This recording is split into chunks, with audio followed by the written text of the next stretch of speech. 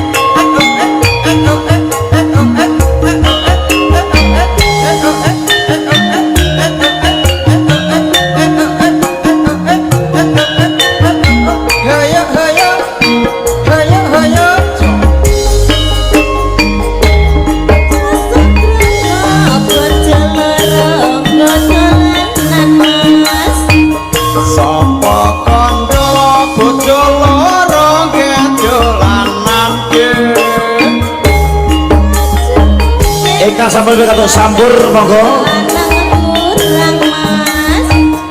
Ora kurang kanggo kuwat pagulinan.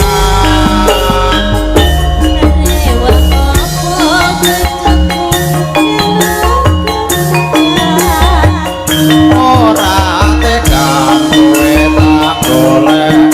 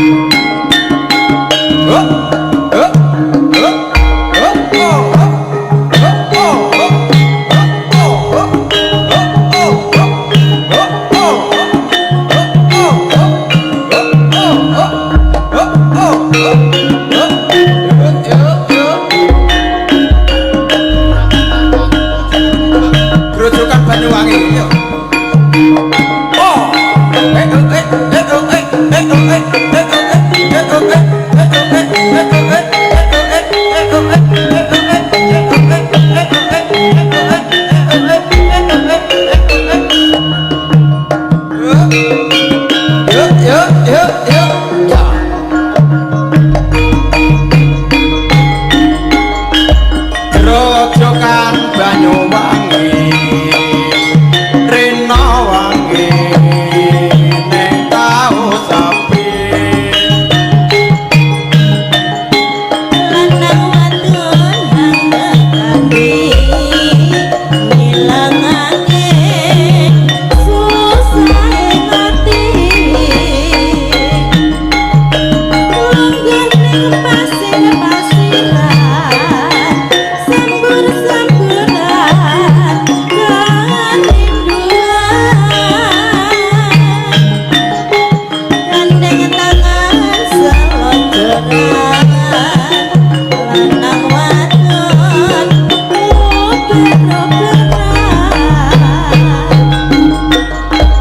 gandeng tangan ning pinggiran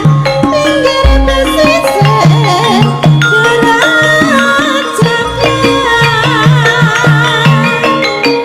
bisik-bisik samayanan mangke janji urip sir-siranan digandengan lanang wadon ober-oberan ngembek mangan salonjoran gandeng asli Banyuwangi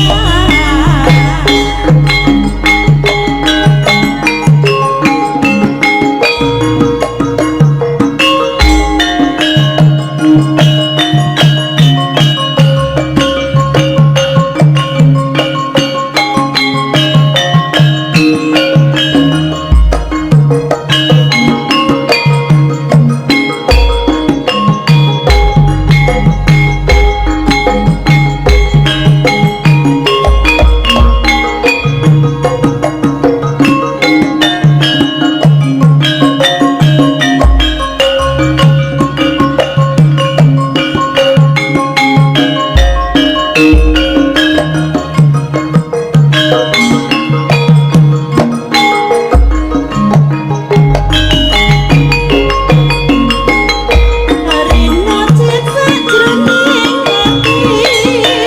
apa babas tenku iki banyu mata awet anga angin buri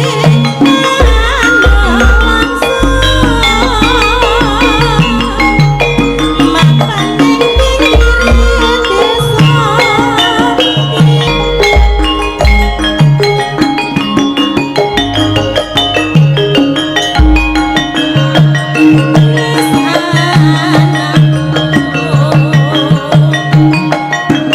saben wanci tawangi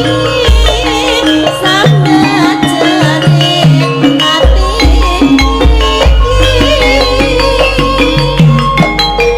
apa mergon lan ademu goringan janji prastyo nurut marang wong tuamu titisane karo aku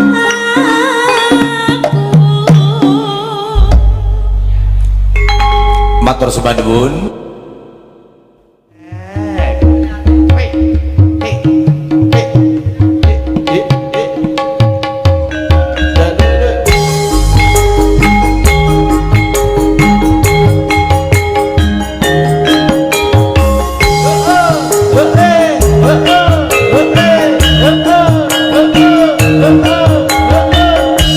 asik-asik Pak Karno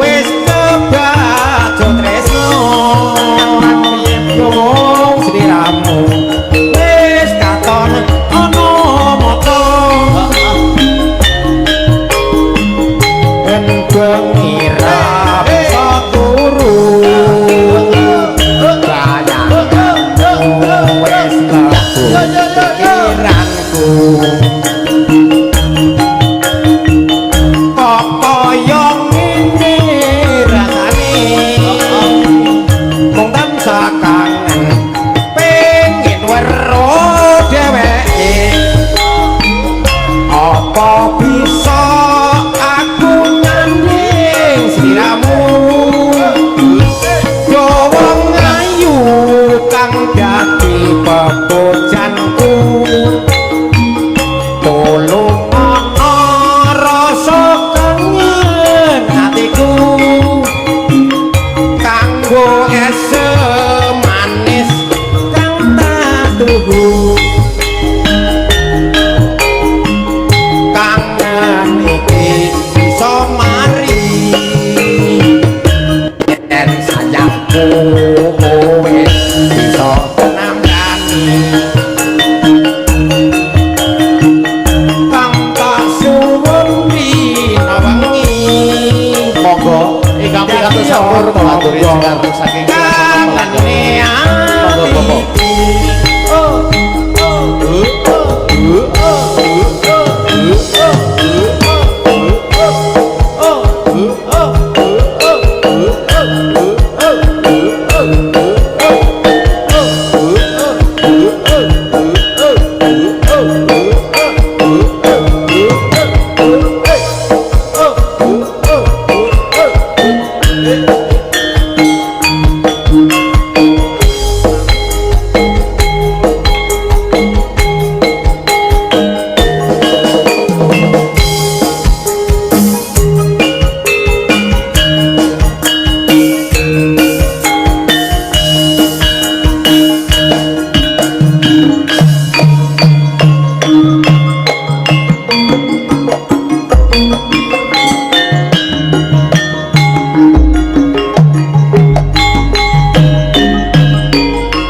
wis dadi antepati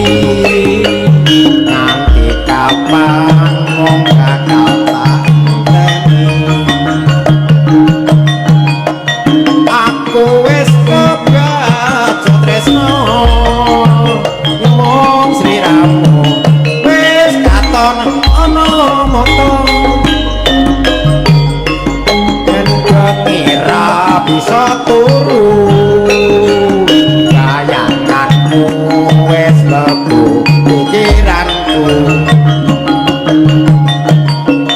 kok kaya ngene rasane mung tansah kangen pengen weruh dheweke apa bisa aku nyanding sliramu dawa ngayu kang dadi kanku tulung ana rasa kangen atiku kanggo es manis kang tuku kangen iki bisa mari yen sayangku wis bisa nambani kang tak suwun dina wengi dadi tangga kangene ati iki apa bisa aku nyanding sliramu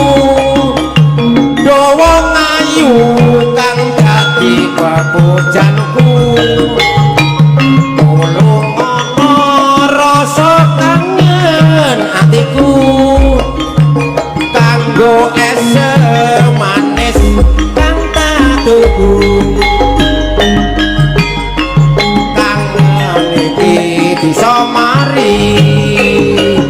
yen sliramu wis bisa nambani kang tak suwun dina wengi dadi tangga kangene ati iki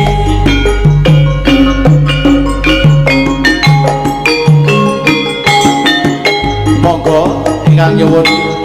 milik bojone kancane lho cilik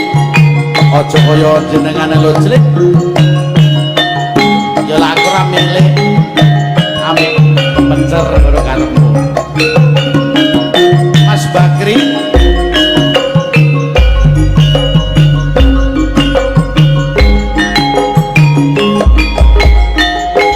oh alah monggo Mas ora apa-apa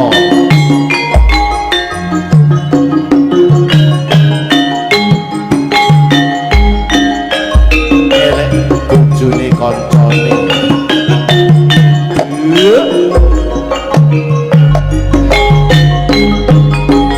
yen eling nalika semono kowe teko arep ngomong apa ning isor lapune kajo jebul kowe kok wis duwe bojo kok anggap apa awak iki ngati kowe wani ngucap janji kaget tenan atiku iki jebul kowe durung rapi resmi tresno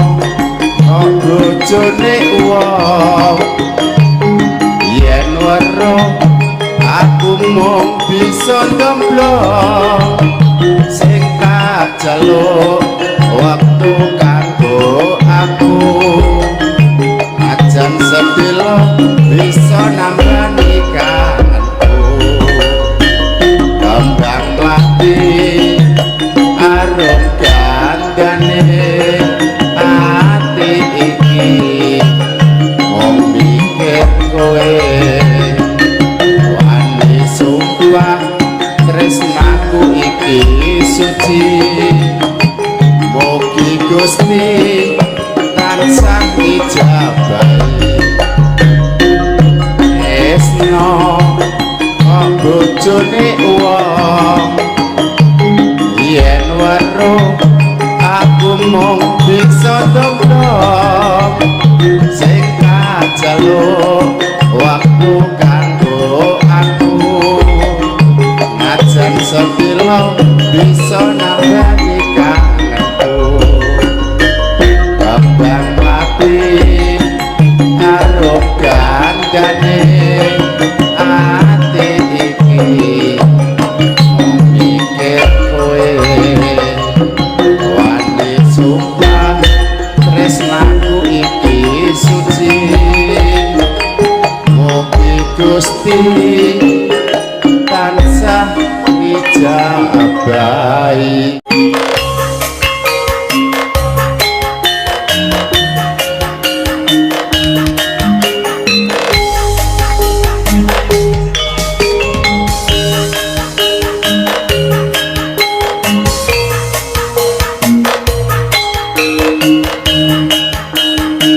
monggo ingkang pikantuk syukur kula aturi jengkar saking swasana palengga dipun rantos mbak-mbake monggo bapak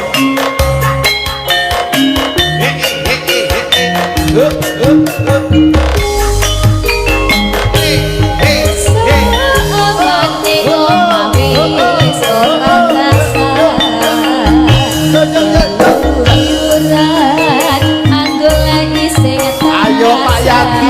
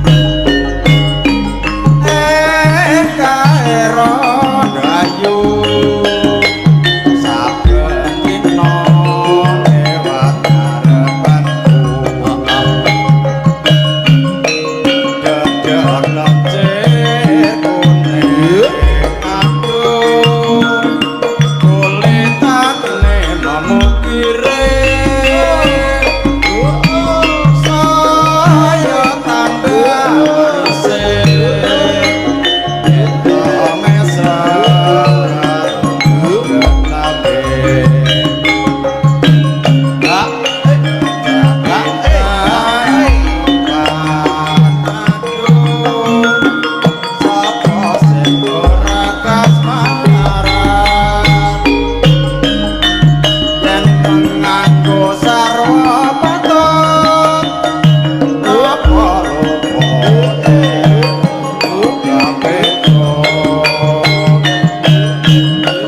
rawaro sedina wae rasane kaya suwindu lawase najan rondo sing ayu suwe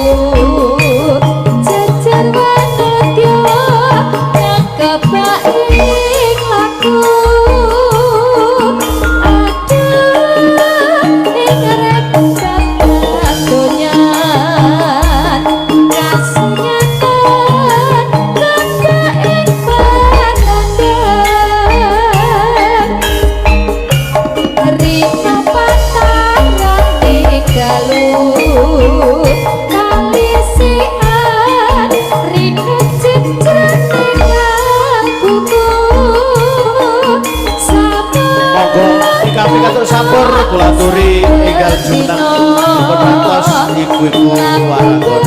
suwun monggo Pak Katli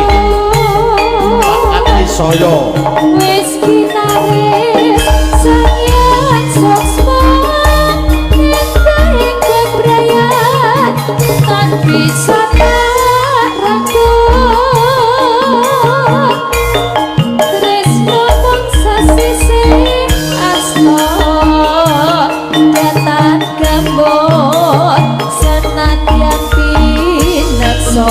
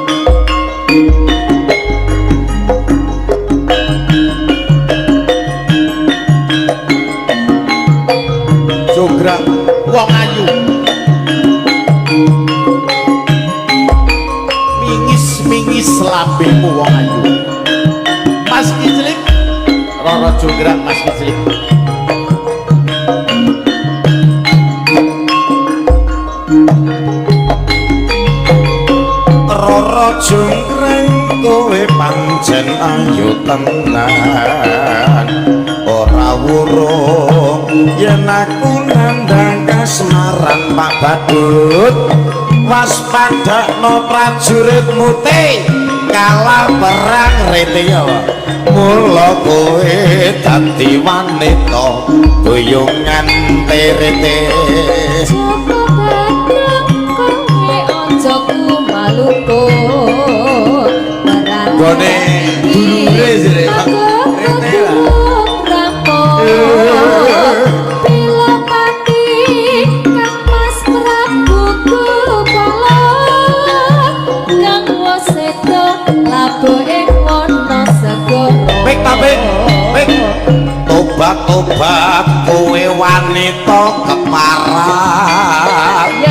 ora ngerti yen topik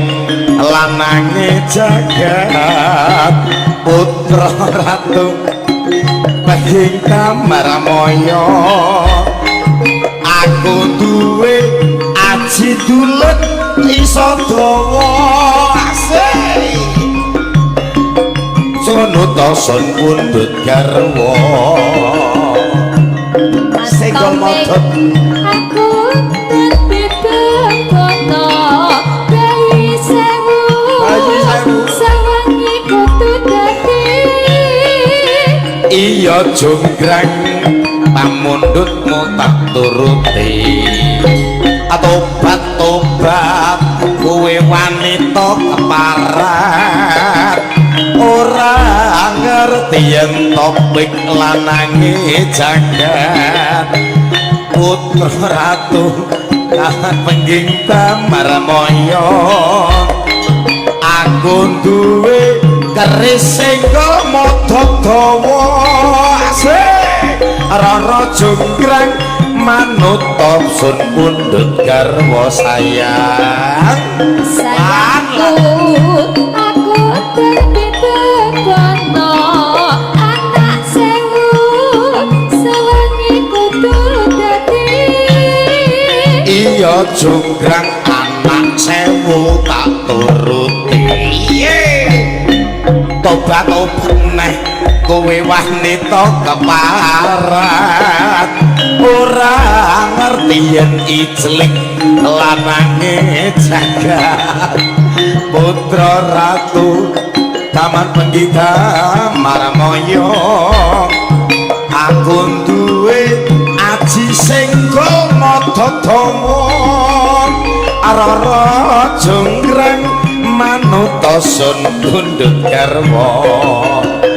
Joko gendut aku dadi begono candi sewu